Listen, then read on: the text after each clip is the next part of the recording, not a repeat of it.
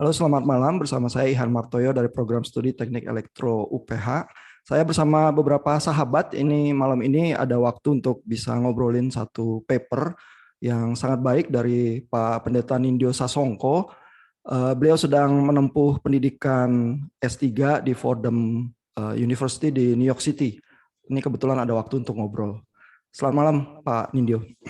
Selamat malam, Pak Ihan. Saya ditemani juga dengan Pak Chandrahan, mengajar teologi dan spesialis minatnya di Perjanjian Baru di Teachers College UPH. Selamat malam Pak Chandra. Ya, selamat malam Pak Ihan, selamat malam Pak Nindyo. Lalu ada juga Bu Jessica Layantara, udah nggak asing lagi juga sering ngobrol. Beliau ngajar teologi juga di Faculty of Liberal Arts UPH, berminat juga di bidang filsafat. Selamat malam Bu Jessica. Malam Pak Ihan. Nah, malam ini kita ngobrolin papernya Pak Nindyo dan Prof. Yoas. Ini terbitnya di The Ecumenical Review. Ini jurnal terindeks Scopus Q3, lumayan. Judulnya A Compassionate Spacemaking Toward a Trinitarian Theology of Friendship. Nah, buat yang pengen baca detail bisa cari dengan sangat mudah, bisa didapatkan papernya. Kita akan ngobrolin secuplik kecil dari papernya tentang teologi persahabatan. Nah, saya ke Pak Nindyo dulu nih. Ini apa benar ya bahwa kita tuh sebenarnya di kehidupan kita kadang-kadang agak meremehkan persahabatan ya, terus kita rasa persahabatan yang filia itu lebih rendah dari agape ya. Jangan-jangan Alkitab ngomongnya lain ya. Apa benar ya Alkitab itu ngomong bahwa filia itu sebenarnya tinggi juga. Gimana Pak Nindyo? Iya, kalau di Alkitab sendiri Pak ya, memang kata kasih yang dipakai itu lebih banyak agape, dan itu kita tidak bisa pungkiri. Jadi kata agape itu semacam menjadi primacy atau primary notion of love di dalam kitab suci, khususnya di dalam Perjanjian Baru. Dan lebih khusus lagi di dalam tulisan-tulisan Yohanes begitu. Nah, itu yang kemudian membuat orang akan selalu mengidentikan bahwa kasih dalam kosakata Kristiani itu selalu adalah agape. Seperti itu. Nah, Profesor Yoas dan saya, atau sebenarnya Profesor Yoas pada tahun 2016, pada waktu itu ada acara Yatra di STT Jakarta, mengajak saya untuk kemudian membuat satu tulisan bersama untuk dipresentasikan di dalam Yatra. Apa itu Yatra? Yatra adalah Young in Asia Training for Religious Amity. Jadi acara ini disponsori oleh WCC, World Council of Churches, dan kemudian pada waktu itu mengambil tempat di STT Jakarta. Pak Yoas melihat bahwa ini bicara mengenai friendship, bicara mengenai persahabatan, bagaimana anak-anak muda di Asia itu bisa menjalin persahabatan secara praktis, tetapi kurang ada fondasi, kurang ada pendasarannya. Makanya Pak Yoas mengajak saya untuk kemudian, yuk kita bikin yuk. Nah, begitu. Nah, waktu kami sama-sama ngobrol-ngobrol baik di kafe maupun di kantor, kita banyak ngobrol untuk mempersiapkannya. Kemudian kami ketemu dengan ada satu bagian di dalam kitab suci dan bahkan di dalam kitab Injil Yohanes sendiri yang melihat bahwa enggak, kata filia atau phileo atau kata kerja phile itu punya bobot yang sama dengan agape. Begitu. Nah, khususnya kalau teman-teman, rekan-rekan melihat itu di Yohanes pasal 15 ayat 13 sampai 15 gitu ya kan. Yang menarik di sana adalah tidak ada kasih yang lebih besar daripada kasih seorang yang memberikan nyawanya untuk sahabat-sahabatnya. Wait a minute. Kasih di sini yang dipakai memang seingat saya adalah agape. Nah, mohon maaf saya bukan ahli biblika ini ya, tapi saya teologi sistematika, jadi saya ambil saja gitu kan. Nanti yang mikir secara detail itu memang para ahli biblikanya. Tetapi menarik, tidak ada cinta, dikatakan di sini, tidak ada agape yang lebih besar daripada agape yang menyerahkan dirinya, menyerahkan nyawanya untuk sahabatnya. Gitu ya. Lalu yang kedua, ayat 14, kamu adalah sahabatku jikalau kamu berbuat apa yang kuperintahkan kepadamu. Gitu ya. Dan yang ketiga, aku tidak menyebut kamu lagi hamba, sebab hamba tidak tahu apa yang diperbuat oleh tuannya, tetapi aku menyebut kamu sahabat, karena aku telah memberitahukan kepada kamu segala sesuatu yang kudengar dari Bapakku. Sementara bagian Yesus mengatakan ini kan sebenarnya pidato perpisahannya dengan para murid sebelum dia disalibkan, gitu kan? Setelah Tuhan Yesus itu merendahkan dirinya, kemudian mencuci kaki para murid, dan kemudian Yesus berpidato, ya kan? Nah, di sini kita melihat bahwa ternyata ada hal yang menarik mengenai konsep persahabatan. Tuhan Yesus mengatakan tidak ada kasih yang lebih besar. Loh, kalau begitu bukankah ini bisa berarti kasih persahabatan itulah yang terbesar? Dan di dalam tulisan kami itu kami menyebut sebagai spearhead of love, begitu kan? Jadi ujung panah dari kasih itu adalah adalah filia. Dan dengan natur filia itu memberikan dirinya untuk sahabat-sahabatnya, memberikan nyawa untuk sahabat-sahabatnya, maka ada wajah yang berbeda dari filia di sini, yaitu the sacrificial face of love. Gitu kan? Justru inilah kasih yang memberi yang terbaik untuk yang dikasihinya. Itu. Nah, mengapa kalau begitu? Pertanyaan selanjutnya yang tadi Pak Ihan tanyakan adalah mengapa seolah-olah kasih filia ini menjadi tidak populer. Nah, selidik punya selidik, ini tampaknya ditengarai oleh satu buku yang sangat terkenal di tahun 1930-an, yaitu buku dari Anders Nygren, seorang bishop gereja Lutheran di Swedia, yang menulis Agape and Eros. Nah, memang dia tidak menulis tentang filia di sana, tetapi membandingkan agape dan eros, Anders Nygren mengatakan bahwa agape adalah the Christian notion of love. Begitu kan? Sedangkan eros adalah the perverted version of love.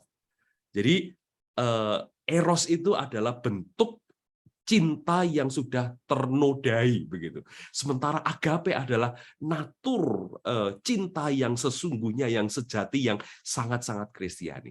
Nah, sepertinya memang ditengarai oleh tulisannya Anders Nygren itu, kemudian memang teologi Kristiani lebih akrab dengan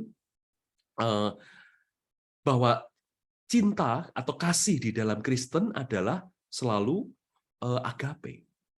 Nah, dengan berdasarkan Yohanes 15 tadi, Pak, kami coba menggagas ulang.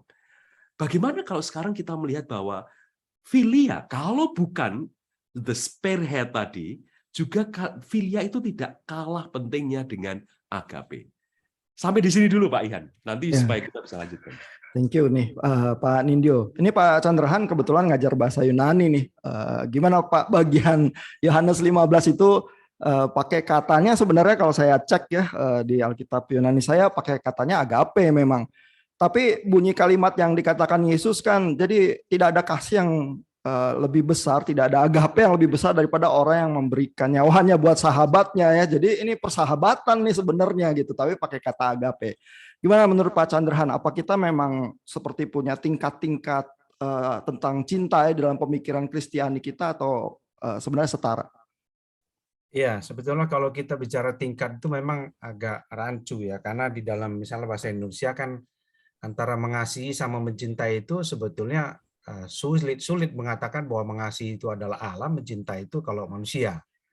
Memang kita konotasinya seperti itu. Kalau di dalam teks misalnya Yohanes 15 tadi ya, tadi Pak Nindyo sudah singgung bahwa agape itu lebih banyak muncul, tetapi dalam bentuk kata kerja.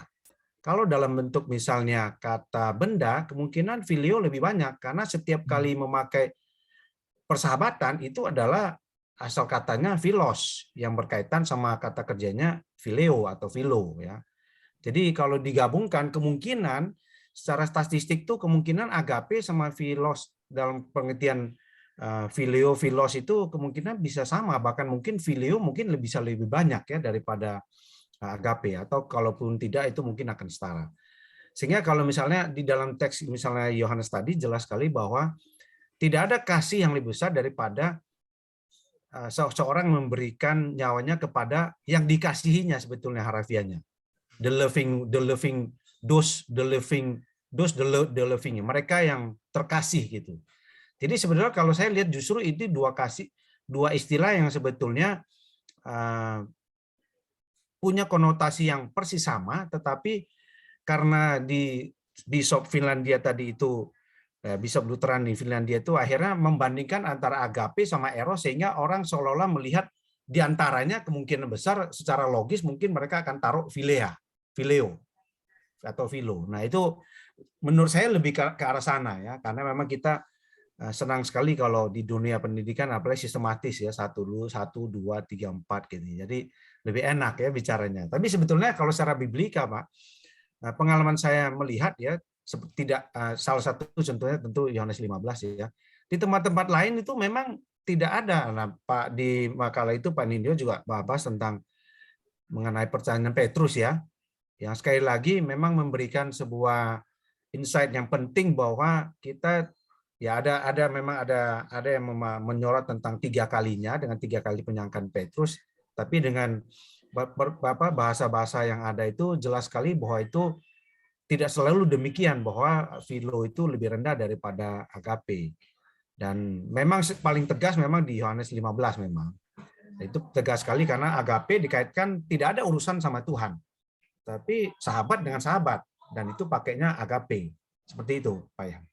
Oh iya ya. Ini kalau kita lihat kalimatnya memang bunyinya di 15 ayat 13 itu tidak ada kasih, tidak ada agape yang lebih besar daripada seseorang memberikan nyawanya kepada ton filon auto ya, kepada orang yang dikasihinya.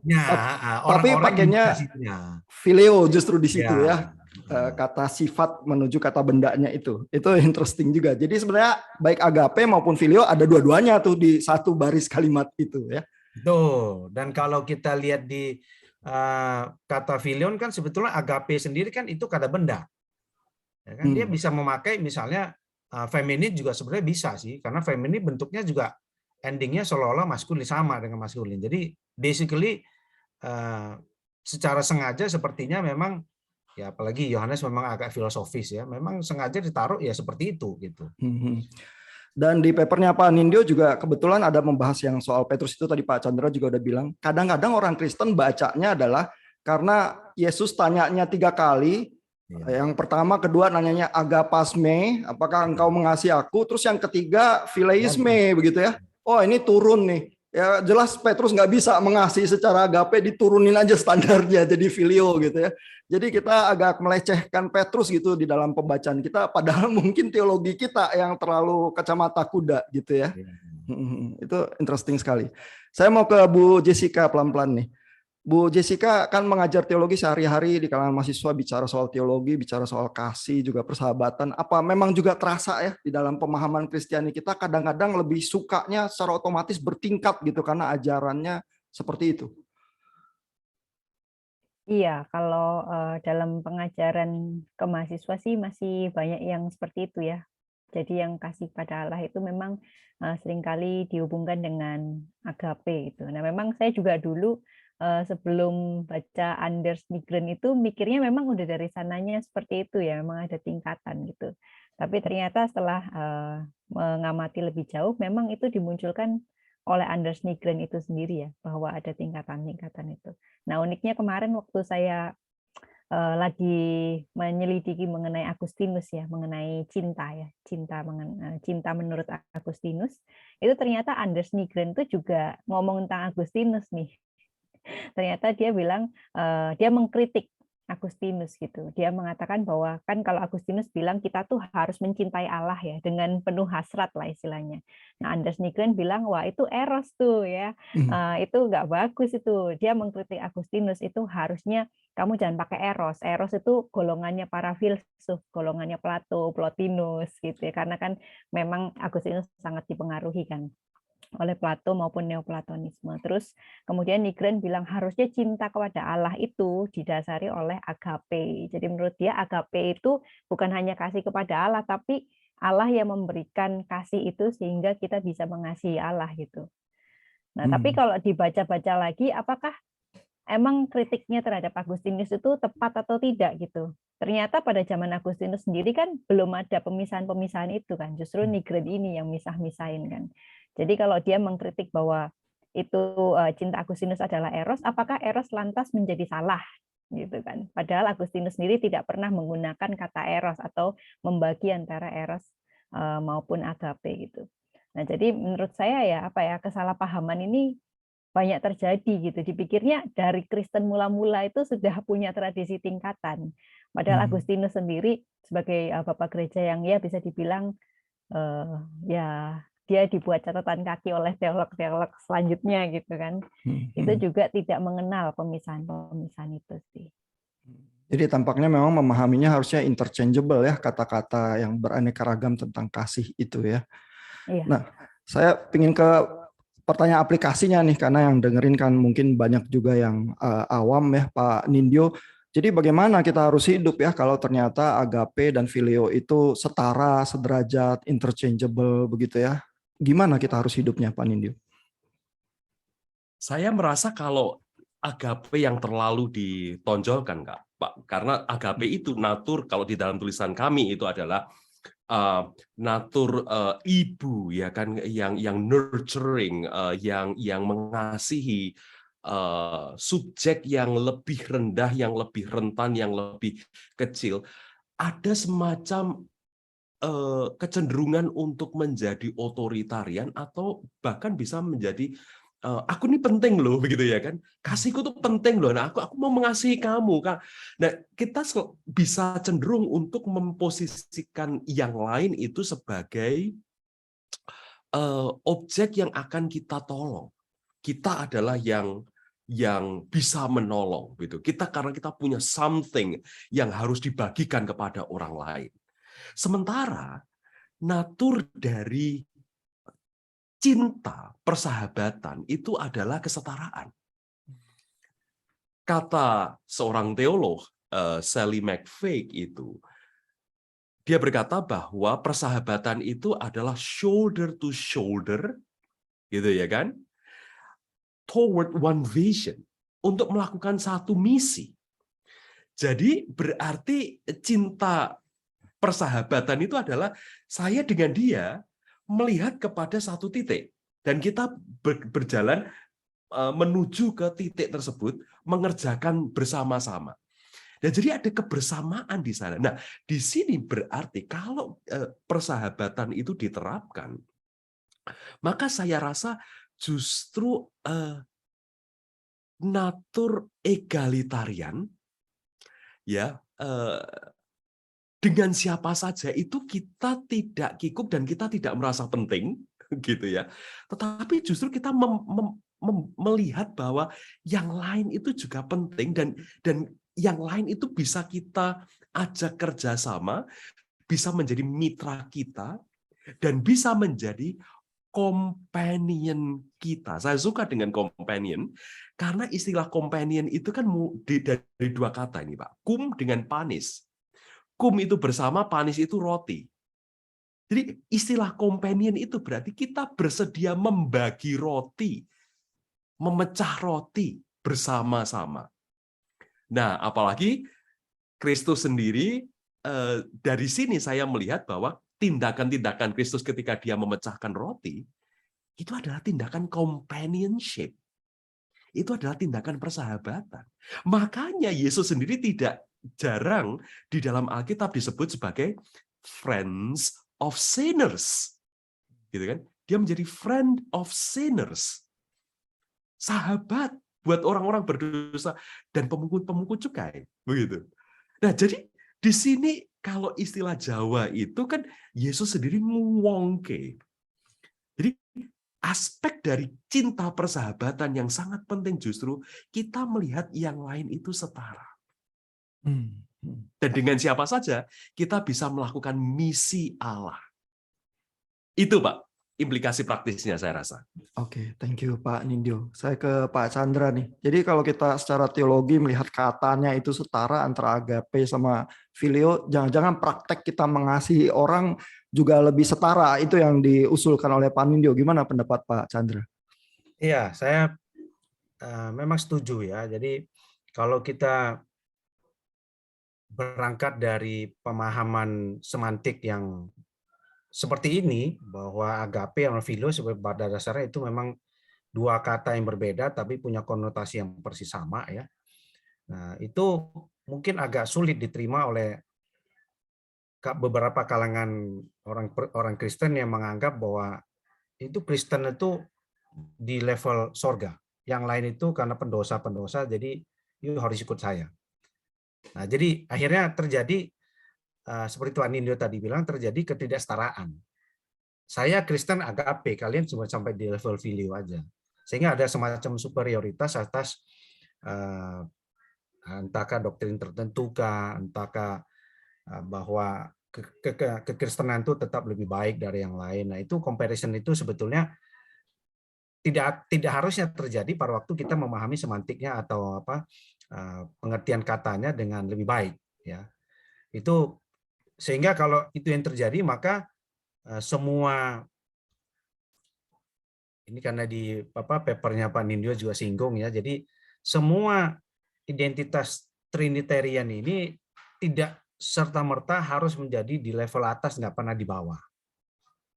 Ya, jadi ya terjadi kan kadang-kadang keunikan Tritunggal itu begitu ditinggikan sampai lupa bahwa itu harus didaratkan ke bawah. Gimana mendaratkannya? Sementara Yesus sendiri sudah memberikan contoh yang real bagaimana dia sendiri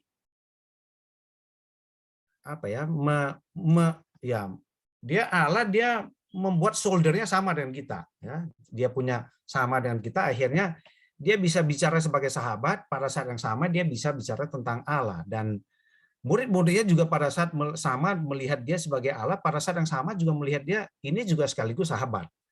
Nah, ini sebetulnya hal yang perlu orang-orang Kristen itu mulai galakan sehingga tidak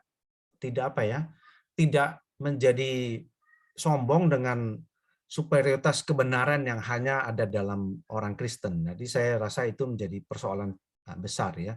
Sehingga orang Kristen sulit sekali untuk menjadi sahabat bagi yang lain. Mudah untuk menjadi hakim, tapi sulit untuk menjadi sahabat bagi orang lain. Itu mungkin menurut saya seperti itu. Bahkan menjadi sahabat untuk yang Kristen aja juga sulit kali ya, Pak Chandra. Seringnya begitu. Iya. Apalagi kalau sudah bicara denominasi banyak ya. Nah, ini mana denominasi mana dulu ya? Reformnya mana dulu ya? Itu reformnya juga reform mana dulu ya? Reform Injili atau kurang Injili atau pas Injilinya atau seperti apa? Itu juga menjadi persoalan sendiri. Sehingga reformnya misalnya, reformnya pakai katekismus apa? Heidelberg atau apa? Atau apa ini ya, kita juga nggak tahu. Jadi menjadi serba sulit ya karena ya spiritnya seperti itu.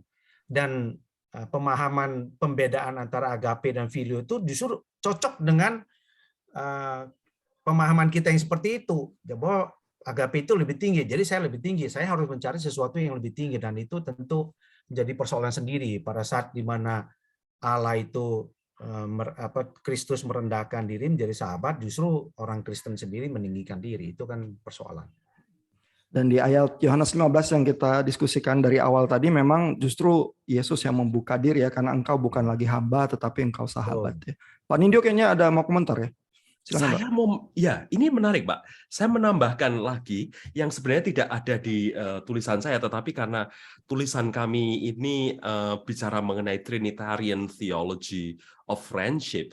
Nah, dalam kemudian presentasi saya di tempat yang lain, saya mengingat bahwa di dalam kitab suci kan, khususnya Injil Yohanes, cinta antara Allah Bapa dengan Putra itu juga pernah dipakai kata philo, begitu. Misalnya pasal 5 ayat 20 itu, Pak. Itu kalau dibaca secara harfiah itu kan sebab Bapa menyahabati anak. Gitu kan, pakai philei di sana. Kemudian pasal 16 ayat 27, sebab Bapa telah menyahabati kamu, sebab kamu telah menyahabati aku. Nah, ini menarik, ini ada resiprokal antara Bapa menyahabati Kristus, Bapa menyahabati kamu, ya kan, para murid, tapi juga para murid menyahabati Yesus. Ada relasi perikoretik di sana yang saling berkelit-kelindan, dan justru di sini kita makin melihat bahwa philei tidak lebih rendah daripada agape, karena relasi intratrinitarian sendiri sudah terjadi antara Bapa dengan Anak ini saling menyahabati. Demikian, Pak, tanggapan saya. Ya, ini makin lama makin menarik nih. Iya, Saya mau thank you Pak Nindyo. Saya mau ke Bu Jessica nih, satu-satunya wanita di kita ya, dan mungkin yang paling kuat merasakan kalau ada hierarki di kehidupan ini ya. Mungkin bahkan kalau laki-laki itu mencintai, dirasa cintanya lebih besar daripada cinta seorang wanita ya, padahal pada kenyataannya sering enggak. Apa terus pembicaraan ini ya bahwa konsep teologi fileo dan agape itu sebenarnya sederajat, harusnya membuat relasi kita itu ada perbedaan, Bu Jessica. Iya, kalau soal itu sih mungkin saya menyorotinya bukan ke agape filia, melainkan dalam paper itu ada perikoresis terus diambil kata kora ya. Nah, kata kora itu ditekankan di paper itu bahwa itu female ya, dan pada akhirnya mereka mengimajinasikan sebagai womb atau rahim ya. Nah, jadi di situ sendiri sudah tidak anti perempuan ya, karena mereka menyoroti bahwa Trinitarian itu dancing in the womb gitu, yang hanya tentunya dimiliki oleh perempuan gitu. Jadi di situ ya seperti yang Mas Nindyo tadi bilang bahwa semuanya ditarik ke dalam persahabatan Allah, dan di dalam persahabatan Allah itu tidak ada lagi yang namanya strata-strata maupun perbedaan. Nah, tapi mungkin kalau membaca kembali paper ini ada satu yang mungkin jadi pertanyaan saya gitu ya Pak dan Mas Nindyo gitu. Nah, itu adalah pertanyaannya di dalam Quora itu ya. Jadi kan Quora itu kan empty space, di mana di dalam ikonnya sendiri Mas Nindyo dan Pak Joas menggambarkan ada space kosong ya, di mana mereka mengimajinasikan bahwa space kosong itu adalah sebuah panggilan terhadap creation ya, untuk ikut dancing ya di dalam perikoresis itu gitu. Nah, yang jadi pertanyaan saya itu, kalau Trinitarian itu ada dalam empty space gitu ya, kan tentu dalam bayangan kita tentu space itu jadi full ya, karena Allah kan ya pasti memenuhi space itu kan. Tetapi pada kenyataannya dalam icon itu ada space kosong gitu. Apakah ini mengandaikan ada sebuah penarikan diri Allah gitu, atau boleh dikatakan kenosis Allah ya? Padahal kan kalau kenosis biasanya Allah anak kan. Tapi space yang kosong ini apakah mengandaikan itu ya, ada Allah itu menarik diri? Karena kalau tidak kan space itu nggak ada gitu. Nah, ini pertanyaannya ditujukan kepada penulis papernya nih ya Pak Nindyo nih. Udah ngelus-ngelus dagu dulu nih. Bagaimana ya memaknai ruangan itu? Kalau di papernya sih sebenarnya ruangan itu adalah ruang untuk cinta ya. Jadi ada undangan buat kita bisa masuk ke situ ya. Tapi Pak Nindyo silakan Pak. Apa yang dikatakan Bu Jessica ini sangat luar biasa, sangat baik, tapi juga sangat sulit. Gitu ya. Sangat sulit memang karena kita tidak terbiasa dengan teologi internal relationship gitu kan, of God, begitu kan, between the persons of God. Kita biasanya kalau bicara mengenai Trinitarian teologi itu kan, siapa Allah Bapa, cari Alkitabnya, siapa Anak, cari Alkitabnya, Roh Kudus, siapa, cari Alkitabnya. Tapi kemudian konklusinya adalah tiganya tidak tiga loh, tapi satu, kan begitu. cari Alkitabnya begitu. Tapi kita tidak pernah bicara mengenai internal relationship itu. Nah, sementara gereja ortodoks misalnya itu gemar sekali bicara mengenai internal relationship of God, dan termasuk juga apa yang tadi dikatakan oleh Bu Jess dan yang kami tuliskan mengenai Korah sebagai the empty space itu. Nah, menjawab pertanyaan Bu Jess itu, kita juga harus mafhum bahwa kenosis yang terjadi di dalam diri Allah itu sudah pernah ditulis oleh teolog-teolog. Di abad ke-20 itu Hans Urs von Balthasar itu menulis bahwa Allah juga berkenosis, dengan artinya adalah Bapa juga berkenosis. Mengapa? Karena natur Bapa adalah memberi. Sehingga kita tidak akan pernah berbicara Bapa dalam dirinya sendiri. Kenapa? Karena Bapa selalu memberi. Dia adalah the ground of being. Karena dia the ground of being. Nah, ini saya pakai bahasa kosakatanya teologi Timur terlebih dahulu ya Pak ya. Karena dia adalah the ground of being dan segala sesuatu itu dari dia. Tapi naturnya Sang Bapa itu selalu memberi. Apa yang dia miliki selalu diberi kepada sang anak. Nah, karena itu kesimpulannya adalah ini adalah tindakan kenotik dari Sang Bapa. Jauh sebelum Hans Urs von Balthasar menulis itu, sebenarnya teolog Fransiskan sudah menggemakannya. Bonaventura misalnya, ya, sudah menggemakannya bahwa Allah itu miskin. Sang Bapa itu adalah kemiskinan yang ultim. Mengapa? Karena dia selalu memberi tadi. Nah, karena dia memberi, maka tidak ada lagi yang dia miliki. Begitu. Nah, karena itu natur Sang Bapa itu miskin. Nah, ini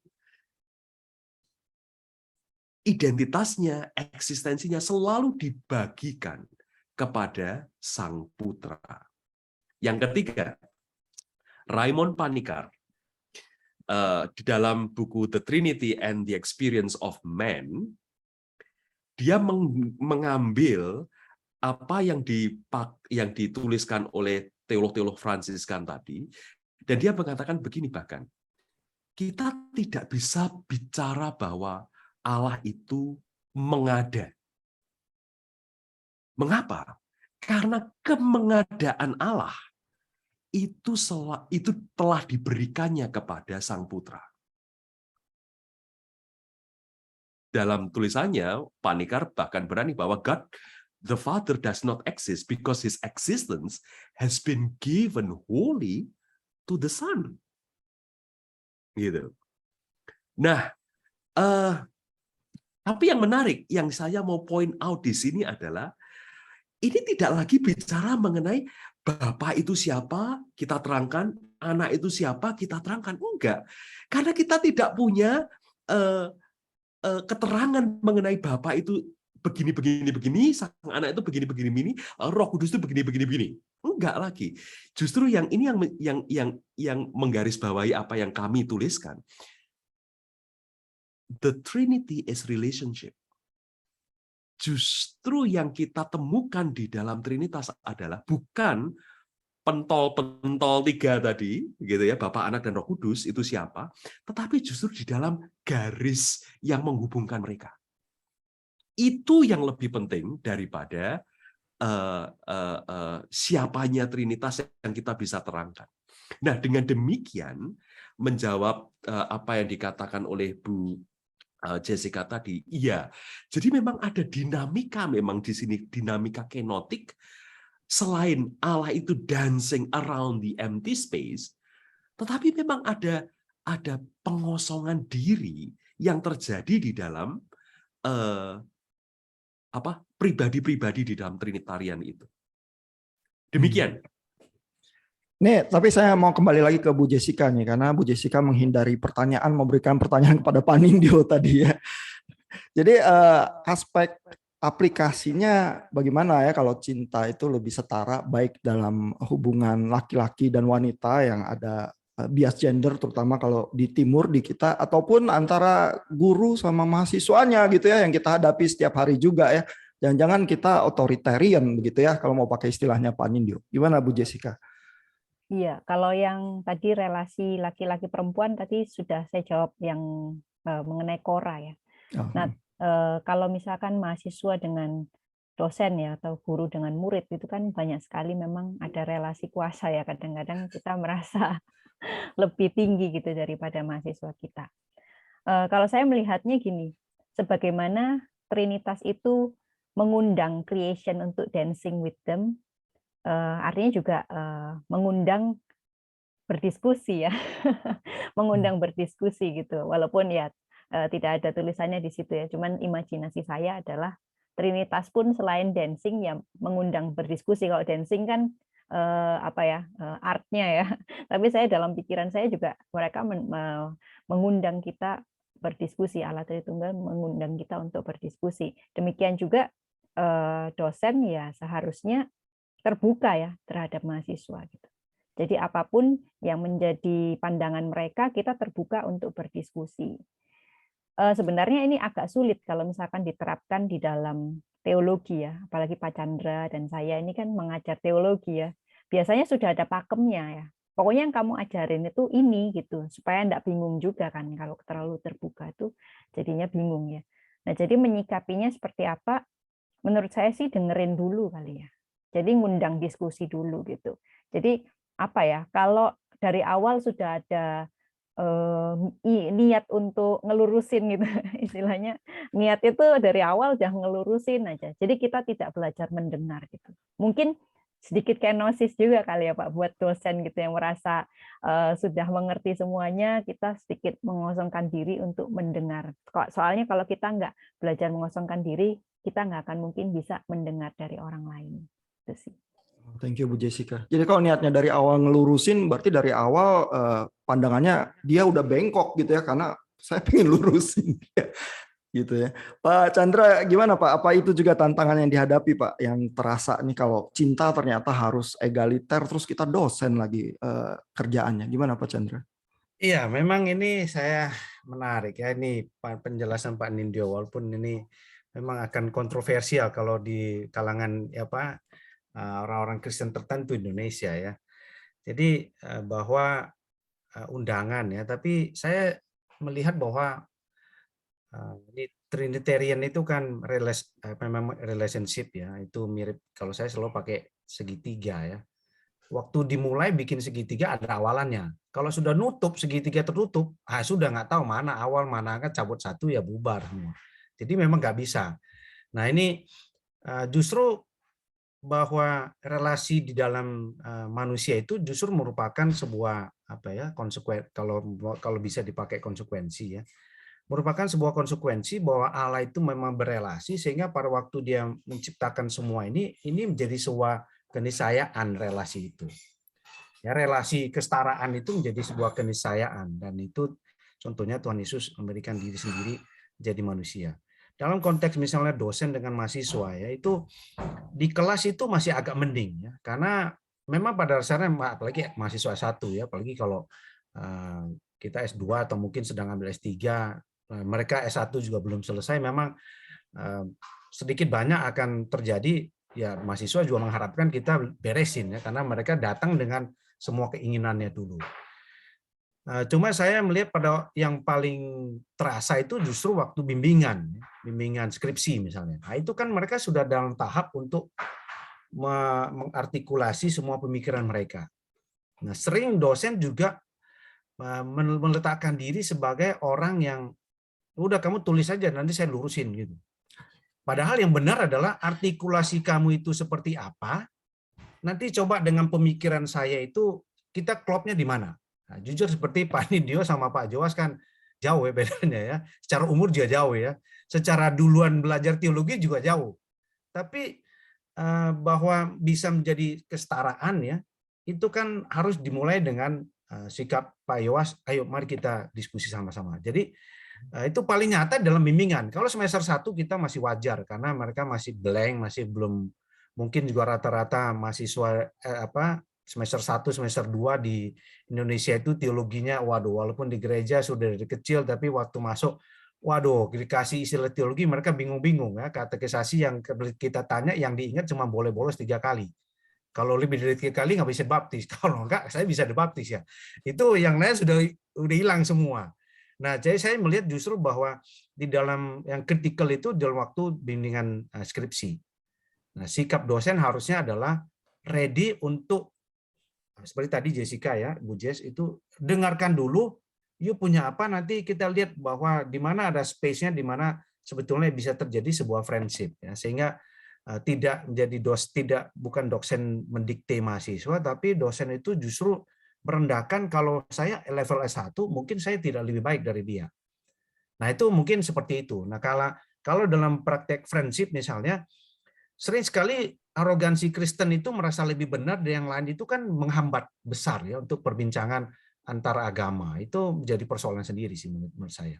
Terima kasih. Oke, jadi ini mulai banyak ya bayangan-bayangan mempraktekkan fileo, bahkan dosen juga mungkin masih bisa ya, kita masih bisa diselamatkan rupanya gitu ya. Ini kita akan ada ngobrol yang lebih praktis lagi juga dari papernya, tapi kita lanjut di klip yang berikutnya.